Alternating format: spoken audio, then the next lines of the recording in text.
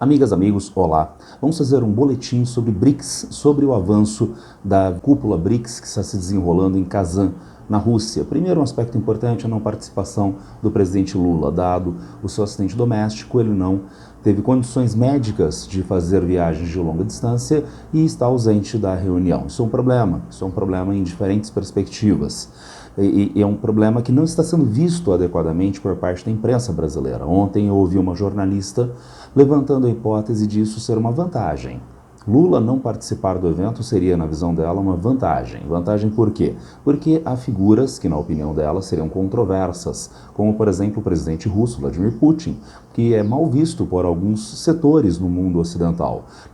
Além dele, o presidente do Irã, e o próprio presidente Xi Jinping, que daí disse a jornalista, talvez fosse uma vantagem, Lula não estar em uma foto do evento com essas figuras. É um pensamento tão pequeno, é um pensamento muito reduzido. Essas pessoas têm uma trava ideológica na frente do rosto que impede de entender minimamente o cenário geopolítico, o cenário de relações internacionais. Então seria uma participação muito bem-vinda, na medida em que o chefe de Estado presencialmente pode desenvolver conversas, diálogos, que ele não pode fazer através de videoconferência, que não podem ser realizados através de assessores, mesmo o ministro das Relações Exteriores. Então a não participação do presidente Lula é sim um problema bastante grave. Segundo aspecto, a ideia de expansão dos BRICS. Não será uma expansão, não haverá nesta reunião uma expansão como aconteceu há 2 anos. Não haverá o ingresso de novos países formais. Quantos países ingressaram, então, na reunião do ano retrasado? Foram convidados na reunião do ano retrasado. Foram convidados Argentina, Emirados Árabes Unidos, Egito, Irã, Arábia Saudita e ainda a Etiópia. 6 países. Destes 6, a Argentina declinou de ingresso, Parabéns, Milei. Nós temos uma lista de dezenas de países que querem entrar e, de repente, a Argentina, convidada, declinou. E, de novo, trava ideológica, dado o alinhamento que Milei busca ter com os Estados Unidos. A Arábia Saudita foi convidada e não declinou, mas ela ainda não formalizou o ingresso. Então, nós temos na prática 4 países ingressantes. Dessa vez vai ter mais algum ingressante? Não vamos. No máximo nós vamos ter países que vão entrar como ditos parceiros, vamos dizer pré-candidatos a membros plenos, parceiros preferenciais BRICS. Isto é bem-vindo, está bastante bem-vindo. De onde surge uma outra polêmica pessimamente coberta pela imprensa brasileira, tanto a imprensa de direita quanto a imprensa de esquerda nesse caso. Então todos estão unidos na péssima cobertura. É a questão da Venezuela. Então a imprensa de direita diz, não, nós não podemos aceitar a Venezuela porque é um país que não teve lisura na última eleição e o presidente Lula não quer, seria uma derrota para o presidente Lula, tendo em vista que a Venezuela está brigando com o Brasil. Brigando. Isso acontece com crianças na 5ª série, elas brigam no intervalo. Chefes de Estado não brigam. Então não é um problema de ordem subjetiva moral, tá certo? E mais, eleições. Então quem disse que eleição é o suprassumo da existência humana? Está escrito como direitos humanos, você tem que votar. E votar como? Votar como lá nos Estados Unidos, onde o chamado voto popular não pesa, frente aos delegados de partidos, delegados esses que se constituem na história dos Estados Unidos, dentro de um regime escravista, com vistas aos estados que ainda eram escravistas, manterem um peso eleitoral forte, dada a sua população de escravos que não votavam.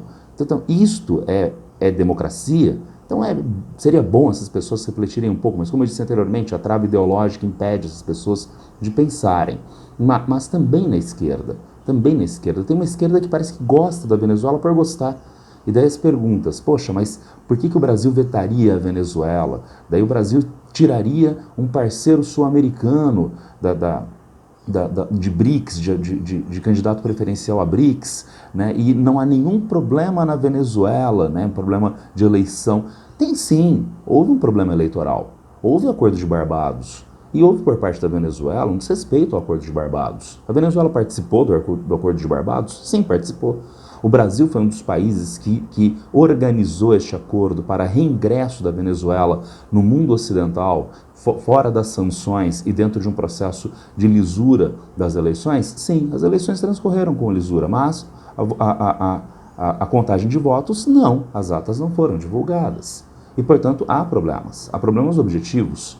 E, de novo, a pergunta, poxa, mas daí o Brasil vai declinar diante da entrada de um parceiro da América Latina, da América do Sul? A Venezuela é o único país que pode entrar nos BRICS como candidato preferencial. Não tem Uruguai, não tem Bolívia, não tem Cuba. Cuba, do ponto de vista simbólico, é muito mais importante do que a Venezuela. Cuba, do ponto de vista humanitário, é muito mais importante do que a Venezuela. As sanções econômicas impostas contra a ilha são muito pesadas, principalmente no cenário pós-comunismo e ainda no cenário pós-Covid, onde Cuba não conseguiu até agora reorganizar a sua economia baseada no turismo. A entrada, por exemplo, da Bolívia.